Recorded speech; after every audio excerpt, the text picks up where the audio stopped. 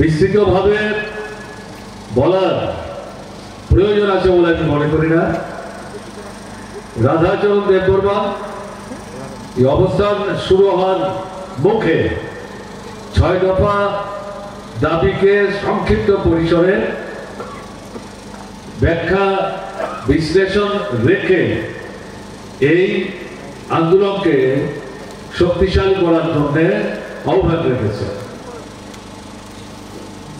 Tribal students ইউনিয়নের নেতা, tribal youth ফেডারেশনের নেতা এবং গণমুক্তি পরিষদের কেন্দ্রীয় কমিটি তার যিনি সভাপতি রাজ্যপালের সাথে স্মারকলিপি উপস্থিত করতে গিয়ে তাদের যে মত বিনিময় সে সম্পর্কেও সংক্ষিপ্ত পরিসরে তার বক্তব্য রাখার চেষ্টা করেছে।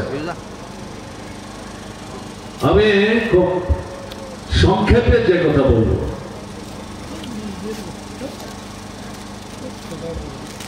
এই যে চাকরির প্রশ্নটি এটা মাথায় রাখার দরকার আছে।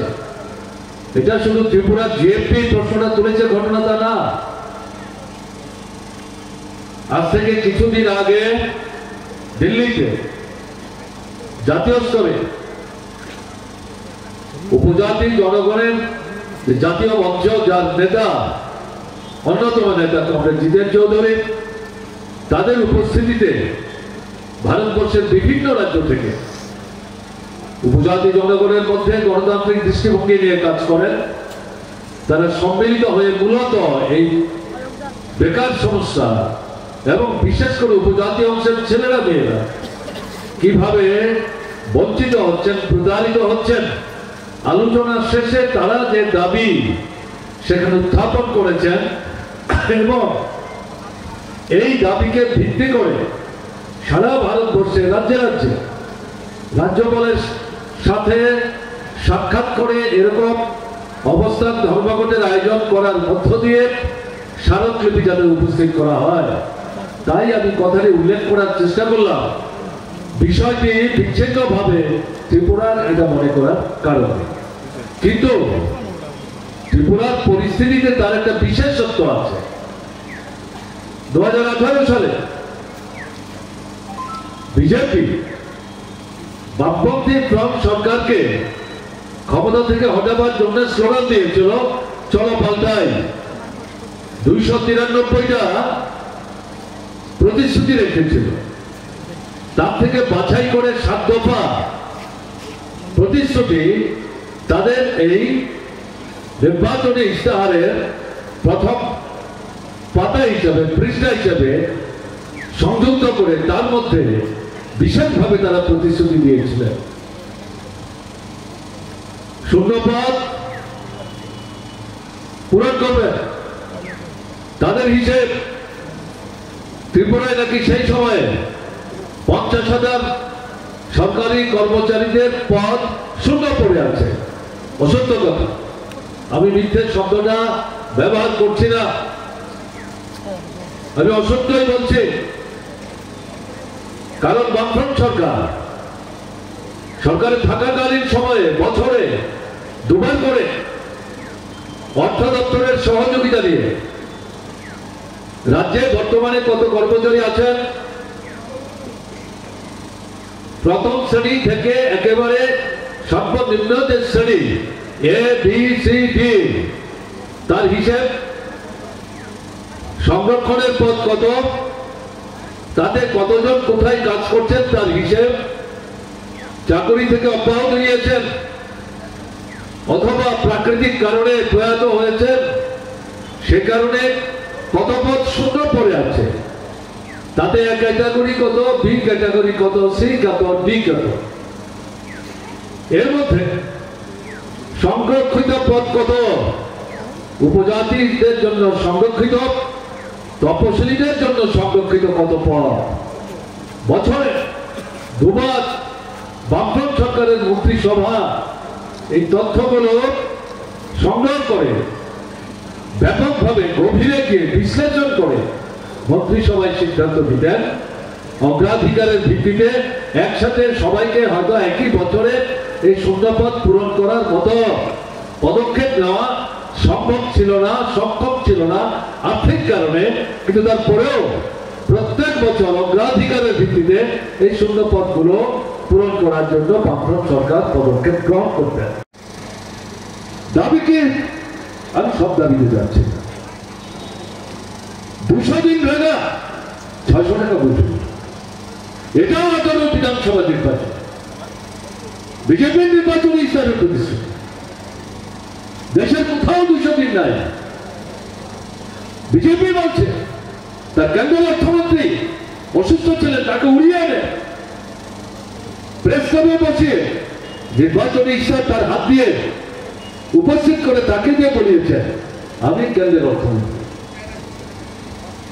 বিজেপিকে যদি ভোট দিয়ে আপনারা সরকারে বসাতে পারেন, এই যে 293টা প্রতিশ্রুতি, তার যে সার সংখ্যা, আমাদের 7টা দাবি বিষয় সামনে রেখে এই ইশতেহার আপনাদের হাতে তুলে দিলাম। এগুলি বাস্তবায়নের জন্য টাকা পয়সার কোনো সমস্যা হবে না। আমি কেন্দ্রের অর্থমন্ত্রী হিসেবে দায়িত্ব নিয়ে বলছি, এটা বলবার জন্যই এখানে নিয়ে এসেছি। তাতে কি ছিল? 200 দিন রেগার কাজের ব্যবস্থা হবে ত্রিপুরায় বিজেপি সরকার আসলে, এবং 340 টাকা দৈনিক মজুরি হবে। আমরা তখন জিজ্ঞেস করেছি,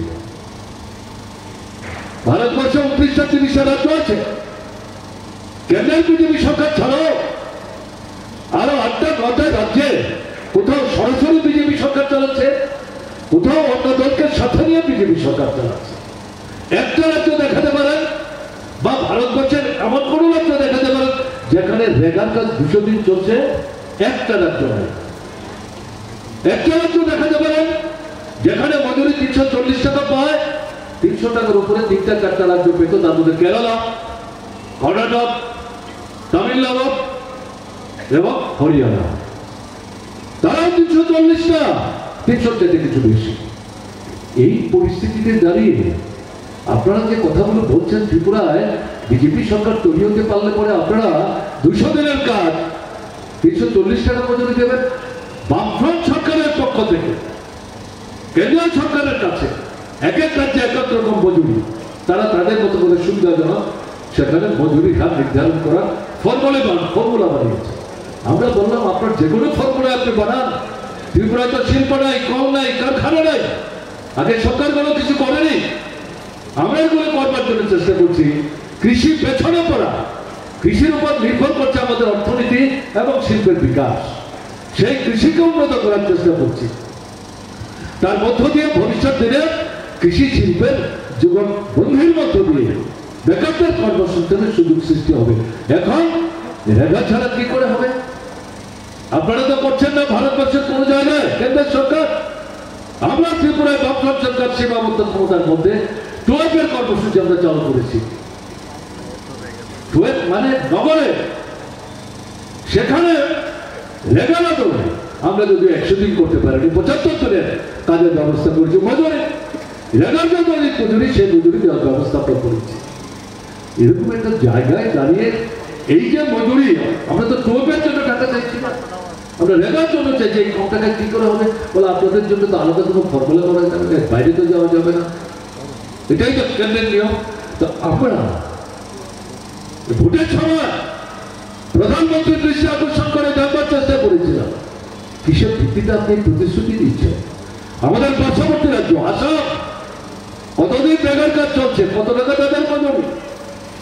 আসামের তৎকালীন মুখ্যমন্ত্রী, এখনো তিনি মুখ্যমন্ত্রী, মিথ্যার বাদ ছুটিয়ে ত্রিপুরার নির্বাচক মন্ডলীকে বিভ্রান্ত করে, মোহগ্রস্ত করে প্রতিশ্রুতি দিয়েছেন। যা দিয়েছে সরকার তৈরি হলে পর 1 থেকে 7 পর্যন্ত সব বাস্তবিতা করবো, যদি করতে না পারি ত্রিপুরায় আর মুখ দেখাতে আসবো না। এইটা ছিল তার কথা। তাকে যখন সাংবাদিকরা জিজ্ঞেস করেছেন, আপনি যে এগুলি বলছেন আপনার রাজ্যে বেকারের হাল কি, এলাকার কতজন কাজ, কত টাকা মজুরি, এগুলো পাশ কাটিয়ে যাওয়ার চেষ্টা করেছেন। আজও সেখানে 200 দিন রেগা নাই, 340 টাকা মজুরি নেই। তাহলে এই জায়গায় দাঁড়িয়ে জিএমপি এই যে দাবি উত্থাপন করছেন, এখন এই দাবি শুধু ত্রিপুরার না, সারা ভারতবর্ষের দাবি। 200 দিনের কাজ চাই, গ্রামের রেগার কাজ শহরে এটাকে সম্প্রসারিত করো। জিনিসপত্রের দাম বাড়ছে, টাকার দাম কমছে, মুদ্রাস্ফীতি হচ্ছে, ক্রয় ক্ষমতা নিচের দিকে চলে যাচ্ছে, মানুষের তো খেয়ে পড়ে বাঁচতে হবে, তার জন্য অন্তত 600 টাকা মজুরির ব্যবস্থা করো। কোথায় এই সরকার? এই সরকারের কোনো ভ্যালু নেই। বামফ্রন্ট সরকার গড়ে 85 থেকে 54% পর্যন্ত বছরে রেগার কাজ সৃষ্টি করেছে। ভারতবর্ষের মধ্যে প্রথম 5টা রাজ্যের মধ্যে অন্যতম ত্রিপুরা। অনেকগুলো বছর 1 নম্বর স্থান অধিকার করেছে ত্রিপুরা। আজকে যারা 200 দিনের প্রতিশ্রুতি দিয়েছিলেন 7 বছরের মাথায় গড়ে বছরে 30 থেকে 32 দিনের বেশি কাজ দেয়। মজুরি 3 মাস 4 মাস 5 মাস পরে আসছে। পূজার সময় যারা কাজ করেছেন এখনো তারা মজুরি পাননি। এই মজুরি এখন ব্যাংক থেকে তুলতে যায় মন্ডলের লোকরা, যারা কাজ না করে নাম ঢুকিয়ে ব্যাংক থেকে বেআইনিভাবে টাকা তুলছে, তারা প্রকৃত মাথার ঘাম পায়ে ফেলে গায়ের রক্ত জল করে যারা রেগার কাজ কমপ্লিট করে 3 মাসের মাথায় মজুরি তুলতে যাচ্ছে, সেখানে থাবা বিস্তার করার চেষ্টা করছে। তারা বলছেন কি ব্যাপার, আমরা কাজ করেছি, আমাদের মজুরি এসে মজুরির টাকা ব্যাংক থেকে দিচ্ছে, এর থেকে আপনারা শেয়ার দিচ্ছেন, কেন আপনাদের টাকা দেবো? উল্টো চোখ নিয়ে বলছে। আবার যাবেন তো কাজের জন্য, তালিকায় আপনাদের নাম থাকবে না, মনে থাকবে। বুঝতে পারছেন? ত্রুটি ধরা পড়ে না, ব্যর্থতা ধরা পড়ে না, এরা জাগ্রত এবং ঘুমন্ত অবস্থায়। এই সরকারি সব ক্ষেত্রে সফল সফল সফল বলতে অভ্যস্ত। এই সমস্ত পত্রিকাগুলোতে 2-3টা পত্রিকা বাদ দিলে পর বাকি যে পত্রিকাগুলো, এই যে গুরুত্বপূর্ণ বিষয়, ত্রিপুরার লাখ লাখ বেকার ছেলে মেয়ের জীবন নিয়ে এই সরকার তাদের ছেলেমেয়ে খেলছে, তাদের দেওয়া প্রতিশ্রুতি তারা যে বাস্তবায়িত না করে এই যুবকদেরকে প্রতারিত করেছে, এই সম্পর্কিত আলোচনা এবং বিজেপি সরকার তার যে বিধায়ক এবং সবচাইতে সেটা বিস্ময়কর না, আমি বলবো ঘৃণা, তীব্রতা, যারা বিজেপির বিরুদ্ধে কথা বলে, বামপন্থী ফ্রন্টের দিকে যাতে উপজাতিদের ভোট বিধানসভার সময় আসতে না পারে। 42 আসনে প্রার্থী দিয়েছিল, উপজাতিদের সংরক্ষিত আসন 20, এড়িয়ে কারোর কোনো প্রশ্ন নাই। বাকি যে 22টা আসন এগুলো সংরক্ষিত না, কিন্তু ওখানে ট্রাইবাল ভোট আছে। আপনারা যদি দাঁড়াতেন 7টা আসনে যদি দাঁড়াতেন, কেউ কিন্তু প্রশ্ন করতো না। বাছাই করে অসংরক্ষিত যে আসনগুলোর মধ্যে উল্লেখযোগ্য সংখ্যক উপজাতি ভোট আছে, এরা জানেন এই উপজাতিরা বিজেপির হাতে প্রতারিত হয়েছে। আগে যেমন কংগ্রেসের হাতে হয়েছে, বিজেপির হাতে হচ্ছে। এরা বিজেপিকে ভোট দেবে না, তাহলে এদের ভোট কোথায় যাবে? বামফ্রন্ট, মার্কসবাদী কমিউনিস্ট পার্টি, তাদের দিকে যদি ভোট যায়, বিজেপি সরকার থাকবে না। বামফ্রন্ট সরকার মার্কসবাদী কমিউনিস্ট পার্টির নেতৃত্বে তৈরি হবে।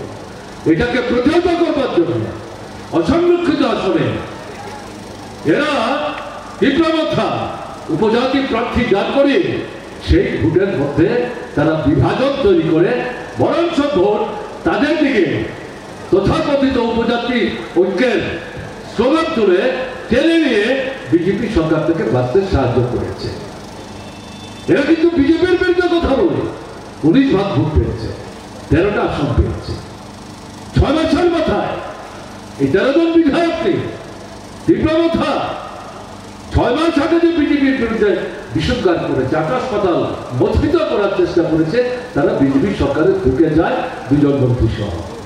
এরা এই বিধানসভায় প্রতারণা করলো কাদের?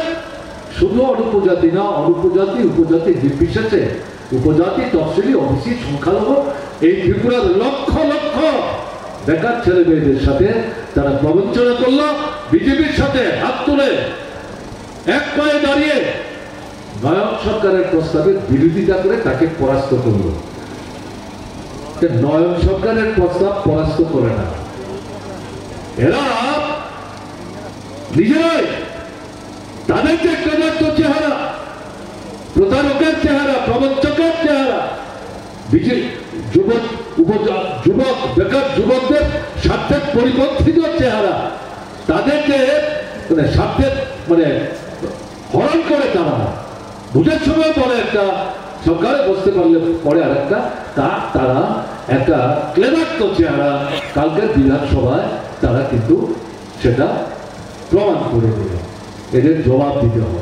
এরা যদি মনে করেন বিধানসভায় সংখ্যা গরিষ্ঠতার জুড়ে এরকম একটা জরুরি গুরুত্বপূর্ণ প্রস্তাব বিরোধিতা করে বিরোধীদেরকে শিক্ষা দিলাম, আপনাদের শিক্ষা দেওয়ার জন্য ত্রিপুরা রাজ্যের 40 থেকে 42 লক্ষ মানুষ উপজাত অনুপজাত হিন্দু মুসলমান বৌদ্ধ খ্রিস্টান নির্বিশেষে তারা কিন্তু ঘরে ঘরে তৈরি হচ্ছে। জবাব আপনাদের কাছে চাইবে, মাঠে ময়দানে আপনাদের জবাব দিতে হবে। আপনাদেরকে কেউ রিঅ্যাক্ট করবে না এবং জবাব আপনারা দিতে পারবেন না, তার জন্য আপনাদেরকে সমাজ জীবনে কোণঠাসা করে জনগণ থেকে আপনাদেরকে বঞ্চিত করবার জন্য তারা কিন্তু ঘরে ঘরে প্রস্তুতি নিচ্ছে।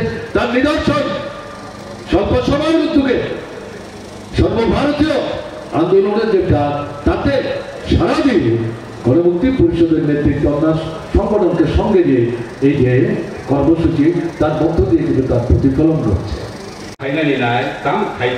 আসল পথ ছিল ভারতবর্ষ একটা চরম দক্ষিণপন্থী সাম্প্রদায়িক হিন্দুত্ববাদী সরকার, বিজেপি সরকার, বলি নেতৃত্বে বিজেপির নেতৃত্বে এনডিএ সরকার।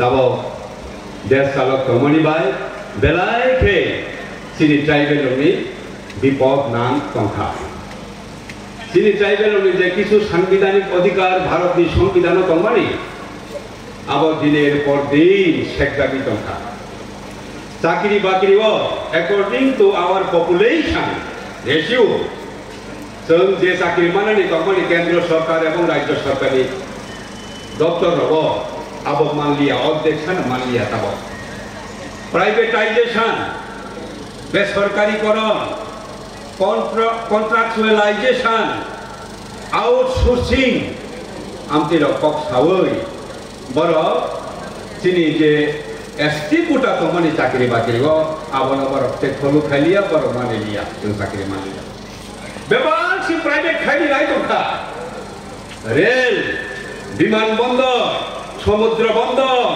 खनि समस्त दफ्तर न तुरुके बेसरकारी खाई ओ आदानी आम्बानी हाई क्रूडी कैपिटलिज्म जेटा हमानी आदानी आम्बानी हाई कয়েকজন যে একচেটিয়া কোটিপতি তমানি বলবি বাগৈ বাচ্চি ও সরকার কাম খাই তমানি আবনি বাগৈ प्राइवेट खाई रही तमेका देश की संपत्ति फाली रही तमेका आरो ते रिजर्वेशन नि पक्ष रही संविधान भारत नि संविधान रिजर्वेशन इन प्राइवेट सेक्टर अवश्य जगह को आपनी बागै बीजेपी जे प्राइवेटाइज खाइबनी अर्थका 2000 खाइबनी जोना चाकरी होया खाइबनी आबन तब 10-11 बছর রমই বড় খাইতকা চিনি চাকরি জামানা বন্ধ হয় अब माखाया प्राइवेट सेक्टर रिजर्वेशन माखाई समस्त बैकलग समस्त जे वैकेंसी तमानी एवं नतून पद सृष्टि खाई वो वैकेंसी